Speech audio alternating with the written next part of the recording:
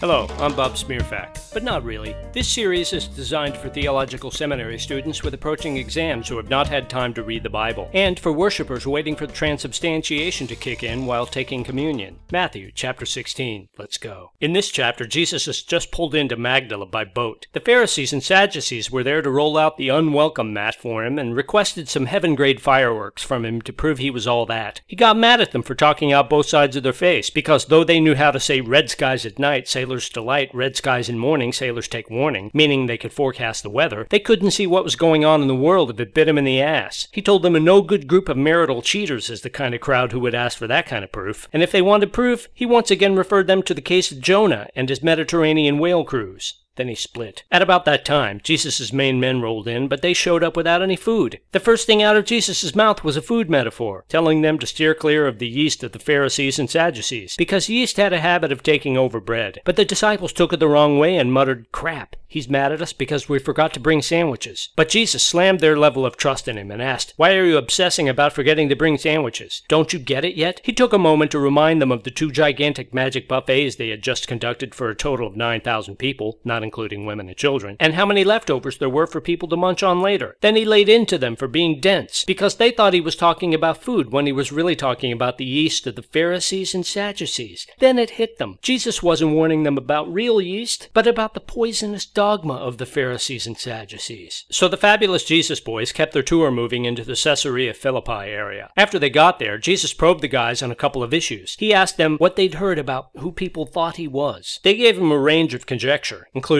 John the Baptist, Elijah, Jeremiah, or some other future-predicting type person. Then he probed them a little deeper. He asked who they thought he was. So Peter just let it fly. He said Jesus was a full-on Messiah and the male offspring of Yahweh. This is the response Jesus was looking for. He said, "Bingo, Peter, you're the man." And he told Peter this tidbit didn't come from Peter's brain either. It was issued straight from heaven. And if Peter wondered where heaven was, all he had to do was draw a line from the earth's core through Judea into space at the time Jesus looked up to heaven while he was feeding the 5,000 in chapter 14, then calculate the new angle of the Earth's rotation according to how much time had passed since then, and then solve that triangle using the cosine rule. But he didn't ask. Anyway, Jesus didn't stop there. He told Peter that he was going to build his whole organization on that rock. See, Peter's name translated as rock. So a lot of devout people going forward were going to say that meant Peter was in charge of the church, or even Pope. And a lot of other devout people were going to say, no, it didn't mean that at all. It just meant Jesus was going to base his whole enterprise on the rock of Peter's confession that Jesus was the Son of God. And all of those people were going to enjoy accusing each other of being evil and destined for God's red-hot Kenny Rogers roaster of eternal death during the afterlife. And that argument was going to keep theology very spicy for a long time. But Jesus did promise Peter the keys to God's Cadillac, and told him wherever he drove those wheels down here, they were going to get driven up there, dig it? And Jesus told the boys to keep all this within the group. Obviously, somebody blabbed,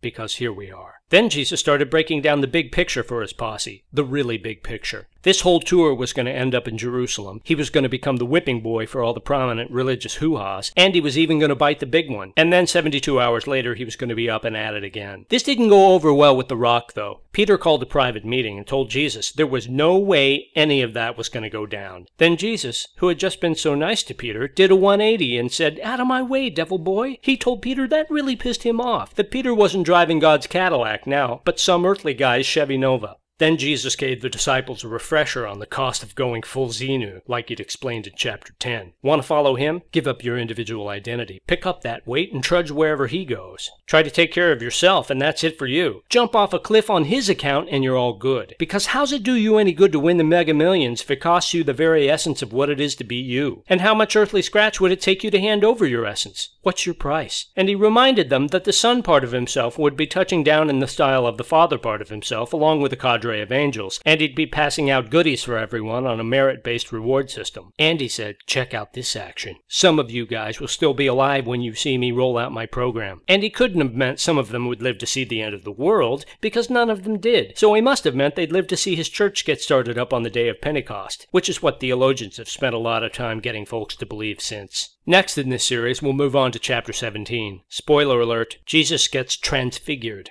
Call it a makeover if you want, but no one was ever made over like this before, or since. As always, I'm not a religious figure, but if you want me to save you or damn you to hell, I'll do my best.